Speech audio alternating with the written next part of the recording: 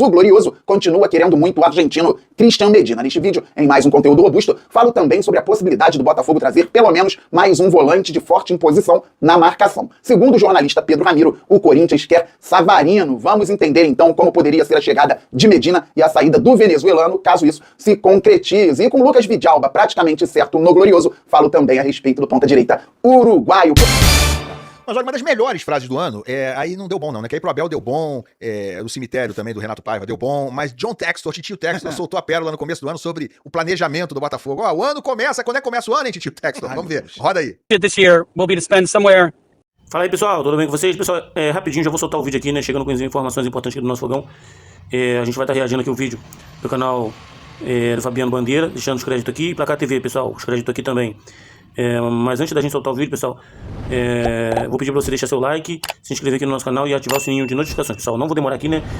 Então, bora pro vídeo. O Glorioso continua querendo muito o argentino Cristian Medina. Neste vídeo, em mais um conteúdo robusto, falo também sobre a possibilidade do Botafogo trazer pelo menos mais um volante de forte imposição na marcação. Segundo o jornalista Pedro Ramiro, o Corinthians quer Savarino. Vamos entender então como poderia ser a chegada de Medina e a saída do venezuelano, caso isso se concretize. E com Lucas Vidalba praticamente certo no Glorioso, falo também a respeito do ponta-direita uruguaio. Pois é, galera, começo falando a respeito de Medina e Savarino. O Botafogo quer trazer o argentino, que tem contrato com o Estudiantes de La Plata, um jogador que se notabilizou como volante no Boca Juniors, mas no Estudiantes costuma jogar como segundo homem de meio campo e também, em determinados momentos, mais adiantado. Numa linha de 4, por exemplo, o Medina pode ser esse homem encostando na zona ofensiva e marcando contra o Racing na final do Campeonato Argentino. O Medina era um dos dois à frente da linha do meio-campo. 4-4-2, duas linhas de 4, Medina e um atacante. Então é um atleta, galera, que pode compor o meio-campo com o Martim Anselmi fazendo 3-4-3 ou 3-4-2-1, tendo dois alas e por dentro, por exemplo, Danilo e Medina, ou pode ser um homem na dupla atrás do centroavante. Dois alas e dois homens por dentro no meio-campo mais adiantados, por exemplo, Medina e Montoro, Medina e Santiago, Medina e Barreira e um centroavante mais à frente. Ele pode fazer essas funções, acompanhando, claro, jogadores de qualidade também no Botafogo. Vocês observaram que eu não citei de forma proposital o Savarino, que num 3-4-2-1 poderia ser um da dupla atrás dos atacantes, ou do atacante, na verdade, Savarino e Santiago, Savarino e Barreira, Savarino e Montoro. Isso foi um 3-4-1-2. O Savarino pode funcionar mais como um segundo atacante, já que fez bem o papel em vários momentos no ano de 2024.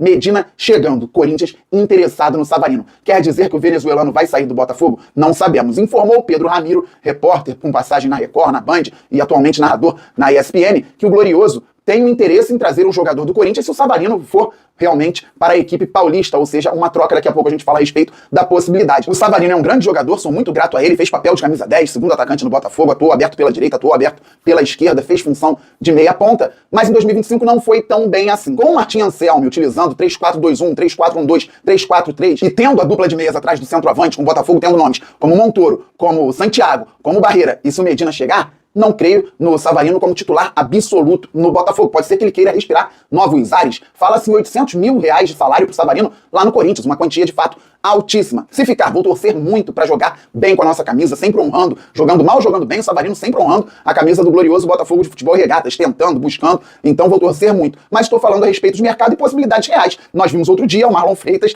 praticamente saindo do Botafogo e podendo se acertar com o Palmeiras, uma referência nos últimos anos, só que o técnico Martim Anselmi parece não ter feito força para que o volante pudesse permanecer no glorioso, porque tem outra ideia de jogo. Então, o Medina num 3-4-2-1 pode ser um homem na linha de 4, ou pode ser um dos meias atrás do centroavante, e o Medina pode compor também, quando o treinador atuar com uma linha de 4 defensiva, no 4-3-3 ou no 4-2-3-1, sendo o segundo homem de meio campo, ou até um homem mais adiantado encostando na zona ofensiva. E quem o Botafogo poderia pedir pelo Savarino? Galera, sinceramente, ainda não tenho maiores detalhes a respeito dessa possibilidade trazida por um jornalista da ESPN, narrador, e que também já falei aqui passagens por grandes veículos, mas eu gosto muito do lateral esquerdo Matheus Bidu. Qualidade técnica, boa chegada ao ataque, pode atuar numa linha de 4 e pode atuar também no 3-4-3 fazendo o papel do ala, porque tem qualidade para atacar, dependendo, pode ter até mais liberdade atuando no esquema do Martim Anselmi. Não sei se o Botafogo teria que mandar o Savarino e mais alguma coisa, ou o Corinthians mandando o Bidu e mais uma grana, o Bidu e mais um atleta, e a negociação entre os clubes. Detalhe, Marcelo Paes, ex-presidente e depois CEO no Fortaleza, ele era presidente do Fortaleza que virou o SAF, então ele se tornou o CEO do futebol do Fortaleza. Vai trabalhar no Corinthians, na direção de futebol da equipe paulista. Interessante que o Marcelo Paes máximo respeito, fez um grande trabalho no Fortaleza. Pedia muito fair play financeiro, falava bastante a respeito de questões econômicas à frente do Fortaleza e vai pro Corinthians, que sofreu muito, até para contratar, porque não pagou por atletas que trouxe em outros momentos. O Corinthians com problemas financeiros também, mesmo assim foi campeão da Copa do Brasil, parabéns pro Corinthians, mas o Marcelo Paes vai para um clube que, em tese, não tem muito a ver com aquilo que ele pregava quando era gestor do Fortaleza. Voltando ao futebol, ao que interessa o Botafogo, eu gostaria do Matheus Bidu por aqui. Não estou falando que tem que trocar pelo Savarino, mas vale observar, ele que tem contrato até o fim de 2027 com o time da capital paulista. Fabinho Lucas Vidalba, falei a respeito dele ontem no vídeo do Glorioso Play. Não é inscrito? Se inscreva no Glorioso Play. Lá estou com os meus amigos Matheus Medeiros, Thiago Graxê e o Wellington Arruda. O Lucas Vidalba, segundo o Thiago Franklin, esteve no Rio de Janeiro antes do Natal, fez exames médicos, foi aprovado e volta para então se apresentar com o grupo do Botafogo já na pré-temporada, visando o ano de 2026. É um jogador que atua como ponta, corre em linha reta para frente, muita força, muita velocidade, 24 anos, 1,82 m, vai ter que se adequar ao estilo de Martim Anselmi. Não acredito, pode ser que eu esteja equivocado, mas não acredito no Vidalba vindo para dentro fazer função de meia. Então o Vidalba pode atuar quando o Anselmi utilizar 4-3-3, 4-2-3-1 como um ponta normal, talvez até fazendo em alguns momentos aquilo que fazia o Júnior Santos com a camisa do Botafogo. E o Lucas Vidalba pode se tornar um ala, a depender da ideia do Anselmi para o uruguaio. 3-4-2-1, 3-4-3, Vidalba sendo uma opção ao Vitinho como ala, como vários pontas fazem pelo mundo. Isso não é raro no futebol atual. Então o Vidalba chega para atuar com velocidade, com força, mas não sendo aquele meia que o técnico gosta de utilizar. Pode ser que ele atue mais aberto, com velocidade, mas em outro contexto. Beleza, galera? Lucas Vidalba, uruguaio, chegando ao nosso glorioso, que tem a ideia de contratar mais um volante de forte imposição na marcação. E aqui voltamos ao Medina. Danilo e Medina podem jogar juntos por dentro, numa linha de 4? Podem. Jogadores dinâmicos, jogadores de ótimo passe, boa chegada ao ataque. Só que o Botafogo pensa também num volante de forte marcação e boa saída, para que, de repente, em alguns contextos, o Botafogo possa ter Medina e um jogador mais forte na marcação, um meio-campo mais fechado, mas sem perder a técnica, ou Danilo com algum jogador mais forte na marcação também, dando liberdade para o atleta que estava na Premier League. E o Fogão, galera, quer e precisa de mais de um volante. O Botafogo quer mais de um volante e precisa realmente. Sempre falamos, eu boto no plural porque meu amigo Thiago Graxê, lá do Glorioso Play, também sempre comenta a respeito do tema. Posição de muito embate físico, muito cartão, muita lesão. Nós vimos o Botafogo sofrendo em 2025 por falta de volantes, por falta até de zagueiros. Então o Fogão precisa sim trazer mais de um volante. Está no mercado observando todas as posições, como sempre. Beleza, galera?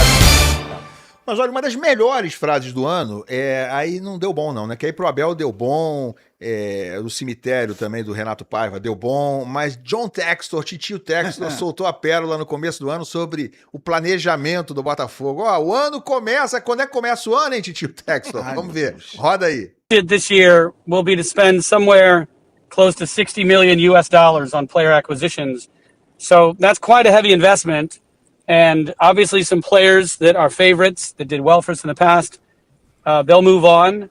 And our goal is to get stronger every year. So yeah, we like our plan and we like our scouting. We have the capital resources to do well, but they're not all going to come on the same day. We're still going to be adding players all the way up until the beginning of our season in April. Okay. This year will be... Ok, só pra gente entender, né? Isso foi uma entrevista que ele deu exclusiva aqui pra gente. As primeiras Você tava mais novo, hein, Lan? Eu tava. Esse ano foi pesado, hein? Inclusive, eu tava mais novo. Até ontem eu tava mais novo, né? Hoje eu tô um pouquinho mais velho. Mas olha aqui, isso aí foi no início da nossa temporada, no Placar Aberto. Ele deu uma entrevista exclusiva pra gente dentro do carro, dirigindo nos Estados Unidos. E ele fala aí, né, traduzindo aí basicamente o seguinte: eu vou gastar $60 milhões em aquisições, em contratações nesse ano. É bastante gente, a gente vai fortalecer bastante o grupo até o começo da nossa temporada, que será em abril. Então, assim, soou quase como uma ironia. Ele falou, por enquanto a gente não tá nem preocupado. Isso aí deve ter sido em janeiro, deve ter sido no fim de janeiro. Fevereiro. E ele falou que só começaria em abril a temporada. Bandeira nem tava aqui, cara. Bandeira era uma bandeirola ainda. Eu vinha esporadicamente. É verdade. Não, e quem não tava mesmo era o Garone, né? Eu não sabia que essa declaração era daqui. Era o Pedro. Foi o Medeiros que estava aqui, falou com o Textor. Ele deu essa entrevista aqui, a gente meio de supetão. Quem estava aqui no dia era, inclusive... Medeiros. Foi o Medeiros que ligou pra ele, né? Jogou a bomba pra mim. Antes de você puxar o tapete dele. Jogou no meu colo. Antes de você puxar o tapete. Medeiros é um amigo, tá no Glorioso Play comigo lá. Todo dia a gente tem uma nova lá. Foi um erro do Textor esse ano, né? Bandeira, isso aí, não. Foi um erro, até porque a gente debatia aqui, na época tava o Pedrosa, antes de você puxar o tapete dele também, tava o Pedrosa aqui, a gente debatia muito isso. Mas vai começar em abril, não vai começar, mas tem Recopa, tem Supercopa.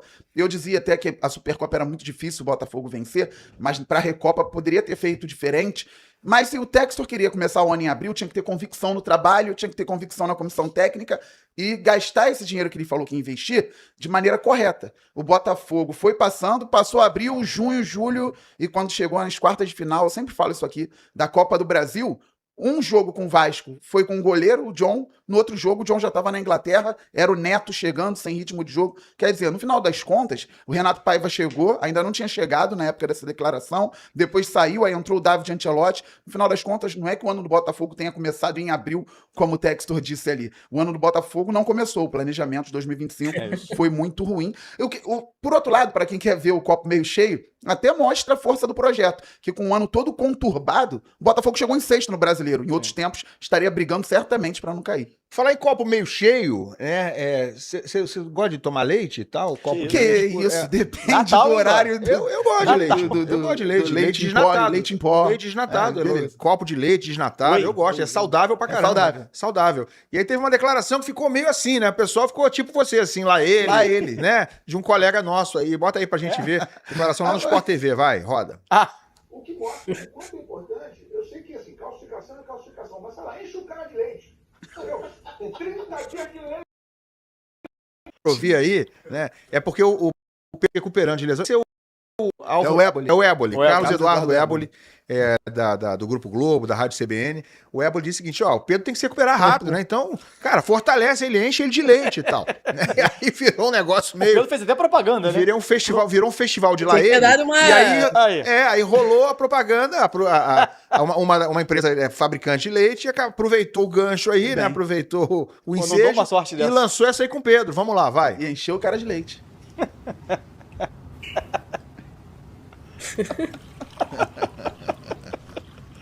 Tinha que ter liberado uma pro Éboli.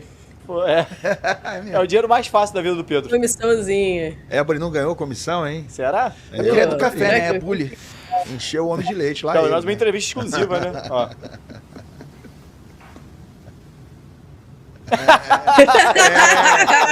Baita ator, né? Não precisa comentar, não precisa nem comentar, né? O sorriso já diz tudo aí. Então é isso aí, galera. Já que você chegou até aqui no vídeo, não se esqueçam de dar aquela moral se inscrevendo aqui no nosso canal, deixando um like, a opinião de vocês aqui nos comentários, galera, vai nos ajudar bastante pra gente tá trazendo esses cortezinhos aí do nosso fogão todos os dias aqui pra vocês, pessoal. Então, a gente vai ficando por aqui. Um forte abraço a todos, fiquem todos com Deus e até o próximo vídeo, galera. Fui!